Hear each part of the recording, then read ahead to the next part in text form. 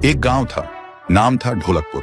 बड़ा ही शांत और सुंदर गांव था। लोग हमेशा खुशी से झूमते थे क्योंकि उस गांव में रहता था महाराज रायस्टार, जो अपने गांव के लिए एक शेर था जो कभी अपने लोगों के साथ गलत होने नहीं देता था। लेकिन उस गांव में छुपा था एक डरावना राज, एक राज जो सबके दिल में था पर जुबान पे नहीं। गांव के बीच एक सूखा हुआ पेड़ था जिसे लोग कहते थे श्रापित पेड़। ना कोई उसके पास जाता, ना कोई उससे आंख मिलाता। हर पूर्णिमा के अगले दिन उस पेड़ के नीचे एक लाश मिलती थी। लोग कहते रात में कोई आता है और लाश छोड़ जाता है, लेकिन कभी किसी ने कुछ देखा नहीं और देखता भी कैसे। जो देखता वो अगले दिन पेड़ के नीचे होता था। एक दिन रायस्टार ने ठान लिया, बस अब और नहीं, इस राज का अंत मैं ही करूंगा, क्योंकि ढोलकपुर का नाम मिट्टी में मिल रहा था। फिर एक पूर्णिमा की रात रायस्टार चुपके से जाकर पेड़ के पास बैठ गया। रात के 2 बजे एक आवाज आई, थुंग थुंग थुंग थुंग थुंग थुंग थुंग थुंग थुंग सहूर।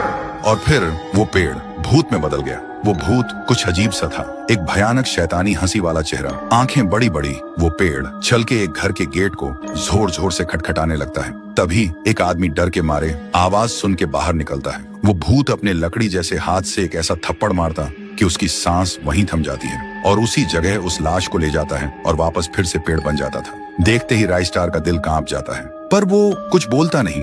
सुबह लोग भीड़ में जमा हुए और रायस्टार ने पहली बार उस पेड़ से बात करने की कोशिश की। पेड़ के अंदर से एक आवाज निकली, क्या तुम सब भूल गए मुझे? रायस्टार बोलता है, तू कौन है?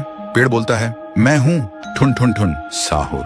एक वक्त था जब मैं भी इस गांव का एक प्यारा सा बच्चा था, लेकिन 100 साल पहले मुझे इसी पेड़ से रस्सी बांधकर उल्टा लटका दिया गया, गांव वालों की आंखों के सामने, और मेरी मौत को तमाशा बना दिया गया, सिर्फ इसलिए क्योंकि मैंने एक राज देख लिया था जो लोग छुपाना चाहते थे।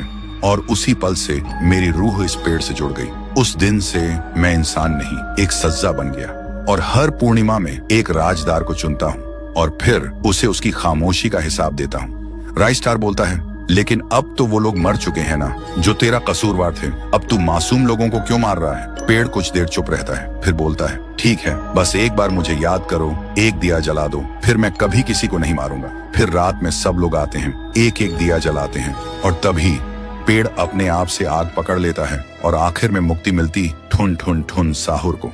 उस दिन के बाद गांव में कभी कोई लाश नहीं मिली। हर पूर्णिमा में लोग एक दिया जलाकर उसकी यादों को जिंदा रखते हैं, क्योंकि अगर भूल गए तो सपने में एक आवाज सुनाई देती थी, थुंग थुंग थुंग थुंग थुंग थुंग थुंग थुंग थुंग सहूर।